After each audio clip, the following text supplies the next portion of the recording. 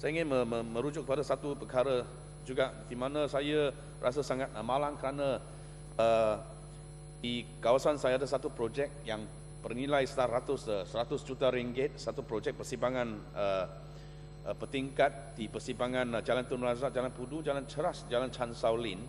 Ini projek ini memang saya mengalu-alukan dan pentingnya untuk menambah baik lalu lintas trafik di sekitar kawasan.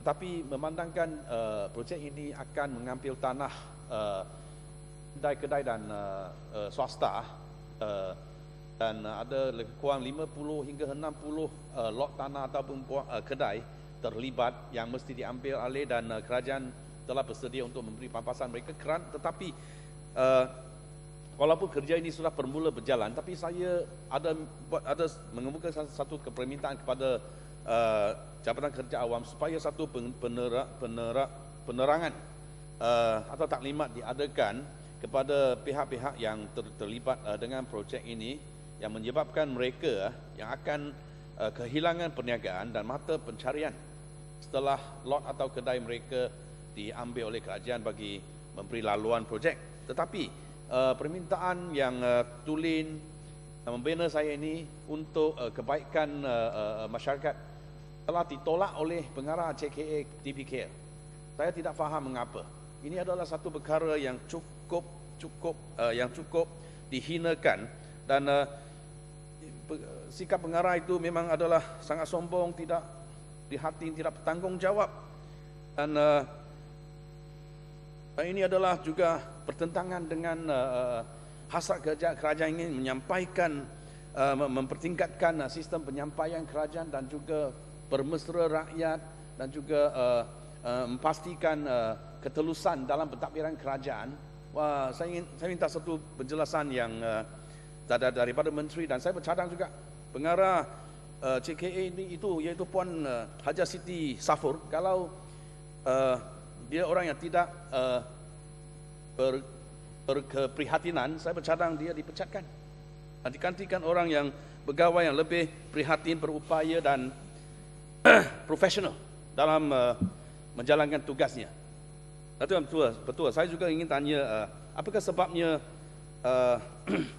kontraktor untuk semua berjumlah semua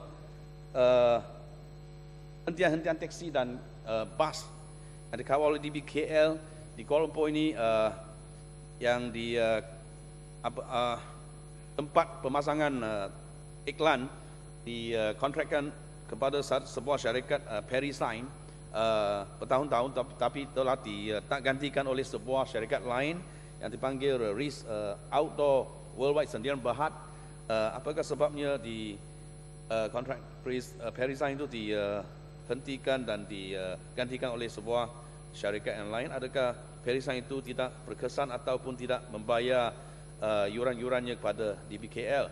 Dan akhirnya saya ingin tanya beberapa soalan yang ringkas. Yang pertamanya ialah KL Linear City, setinggan-setinggan yang terlibat dengan projek ini telah dijanji oleh kerajaan untuk membeli rumah-rumah pangsa, dan perkara ini telah dikemukakan oleh rakan saya dari Seputih sejak 8 tahun dahulu, dan jaminan daripada pihak kerajaan bahawa perkara ini akan diselesaikan. Tapi kerap kali perkara ini timbul sampai hari ini masih tidak ada satu perkembangan yang positif.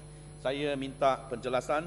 Dan bagi Jalan Kelang Lama pula, Patu 6 di situ, jalan itu telah dikurangkan daripada 4 laluan ke 2 laluan, dan akibat ini dalam masa 3 tahun kebelakangan ini jalan itu sangat sesak, baik pun dalam ataupun bukan dalam peak hour. Apakah usaha serius untuk mengatasi masalah ini? Dan juga perkara yang yang amat penting, cukup penting juga, iaitu terakhir, Muhammad, terakhir. Ekoran, one last. Ekoran banjir besar tahun 2007 di Kuala Lumpur. Kerajaan telah meluluskan satu projek program untuk menepatkan banjir, dan sejumlah 7 kolam takungan banjir telah dirancangkan dan bagi fasa 1 saya difahamkan 111 juta 800,000 ringgit telah diperuntukkan untuk kolam-kolam projek kolam-kolam itu, tetapi saya ingin tanya mengapakah projek itu tidak dilaksanakan melalui tender terbuka tetapi melalui rundingan terus. Apakah sebabnya? Bukankah ini satu keputusan memihak kroni Barisan Nasional? Dan saya ingin tahu apakah akan berlaku kepada fasa 2, adakah fasa 2 akan dilaksanakan melalui tender terbuka, dan apakah kos bagi fasa 2, dan saya minta satu jawapan yang memuaskan daripada kementerian.